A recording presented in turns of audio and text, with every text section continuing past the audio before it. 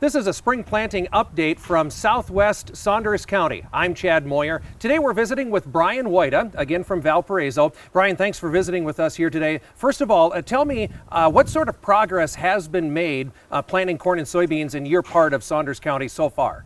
There hasn't been a whole lot. Some of the neighbors have planted some are still waiting, I believe, for some moisture, warm conditions. And we're kind of short on moisture, so hopefully we will get some, and we're going to have to get started pretty soon and see what the weather brings. Otherwise, I think we will be up to full bore here next week. And then from there we'll see what happens. Kind of changed our plans a little bit, trying to do as much no-till as we can. I did even anhydrous this year. I'm putting on liquid just to kind of save some moisture, and hopefully everything works out next fall for us. Yeah. Bryan, tell me, what are your criteria? You said you've held off so far, even though we've had some warm temperatures. What is your criteria? What's going to bring you to the field and really start that planting in earnest? Well, the time is going to have to start here soon, so we'll just get started and go. But it's been kind of a later season, seems like. We had some warmth early, we were in the 80s and then we had that cool down, then we had frost and even had some ice last Friday morning. So I'm kind of just waiting to see what happens.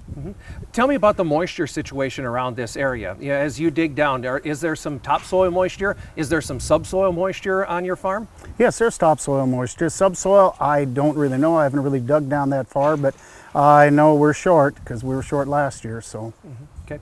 Let's talk about, from last year to this year, there's been a fair amount of drought in the state of Nebraska. Has drought affected you and your operation here in the southwest part of Saunders County? Yes, we had some, it was fairly dry last year. I did irrigate more than I have in the last 10 years anyway. So the dry land turned out, well, we had some hail too, so that didn't help matters much, but I guess it would have been an average crop.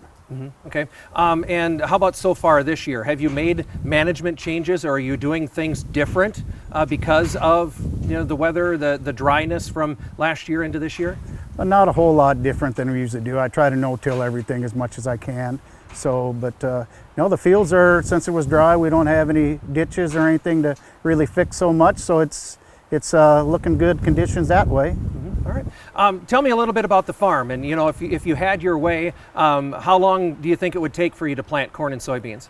Well, it'd take me about 4 days, a good going for corn, and about 4 days or 5 days for soybeans, and should be done. Hopefully about 10 days if we can get going. Hopefully get a little rain in between, and we have plenty of time yet, so we'll just go at it as we can. All right, very good. Thanks for visiting with us, Bryan. Appreciate it very much. Okay, thank you very much. Again, we've been visiting with Bryan Woita. He is from Valparaiso in the southwest part of Saunders County, and an update on spring planting progress here in 2023.